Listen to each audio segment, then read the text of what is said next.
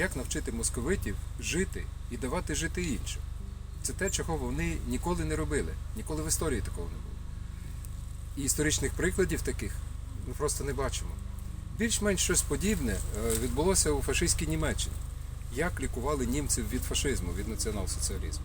Ковровими бомбардуваннями, болісною, ганебною воєнною поразкою, колосальними жертвами, а потім що? Нюрнберзький процес, план Маршалла, інтеграція в світову економіку.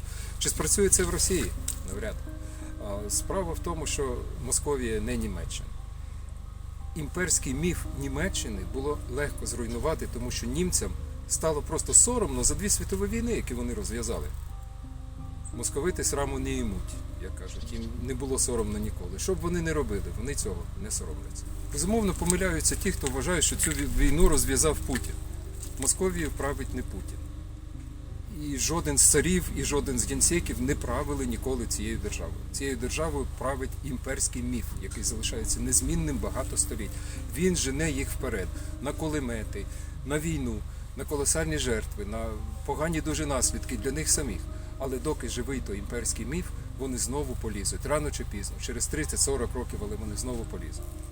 Ця проблема виводить нас на питання, яке свого часу дуже вдало сформулював відомий радянський дисидент Солженіцин. «Як нам обустроїть Росію?» він писав. Ну, зрозуміло, що в його імперській голові всі відповіді на ці питання крутяться навколо братства славянських народів, тому вони нікчемні і для нас ніякого інтересу не являють. Але питання залишається. Московитів треба навчити жити. Росію треба обустраювати. Для чого? А для того, що в її теперішньому необустроєному стані Московія представляє собою колосальну і перманентну загрозу для всього світу. І в першу чергу для нас, українців. Тому як нам обустроїти Московію, це перш за все наше питання. Зруйнувати московський імперський міф буде надзвичайно складно, але цю задачу треба вирішувати. Цей міф живиться багатьма століттями культурно-історичного так званого досвіду цього народу. Якщо розбиратися в цих напластуваннях, то там ми можемо врешті-решт докопатися до якогось дикого кочовика, який вважає, що його все те, де він може пасти свої стада. А все інше його не цікавить. Його цікавить тільки його правота і правота його сил. Зруйнувати це може тільки якась така, скажімо, психіатрична вправа. Психіатри добре знають, що шизофреніка, його просто неможливо переконати в тому, що він шизофренік. Повернути цю людину до реальності неможливо, поки вона знаходиться в полоні своїх внутрішніх переконань, які логічно одне одному не протирічать. Так само і в московитів. Вони вірять в якісь абсолютно химерні конструкти, які підтримують один одного, в якийсь руський мір, в якийсь третій Рим. Ну, здавалося б, яке має Москва стосунок до Риму? Чому третій Рим? Взагалі, звідки це взялося? В них і на це є своє пояснення. В цьому небезпека шизофреніка, в нього на все є відповідь, на все є пояснення. Якою би ідіотичною ця версія подій насправді не була. В нашому суспільному дискурсі зараз є декілька точок зору на цю проблему. Кажуть, ось давайте переможемо московитів і відгородимося від них стіною. Взагалі, ізолювати Московію.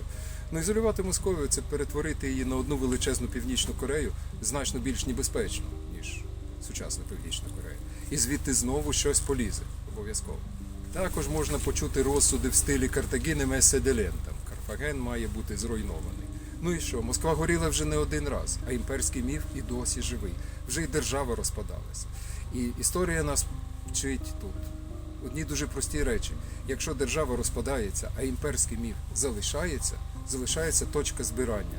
Відбувається зборка, і знову імперія, і знову небезпека для всіх. Ще кажуть, треба розібрати Московію, на дрібні кавалки розбити, щоб окремо було там Казанське ханство, Астраханське, там якась Московщина, щоб залишилася, і всі національні республіки, щоб відділилися. Безумовно, це може спрацювати, але не до кінця. Тому що залишиться знову той самий імперський центр. І наступний маніяк на троні в Москві може вирішити знову брати Казань і Астрахань. Так само, як він оце нещодавно хотів брати Київ. Основа імперського міфу лежить в культурно-історичній площині і в психологічній площині. Тому нам треба діяти і в цій площині також. Нам мало просто вбивати московитів, які прийшли на нашу землю зі зброєю. Нам треба діяти і в площині культурно-історичній, і в площині просвітницькій. На жаль, цим прийдеться займатися. Це дуже невдячна справа, насправді, мати справу з цими людьми. Але в нас іншого виходу просто немає. це в інтересах нашої безпеки, безпеки наших дітей і нащадків.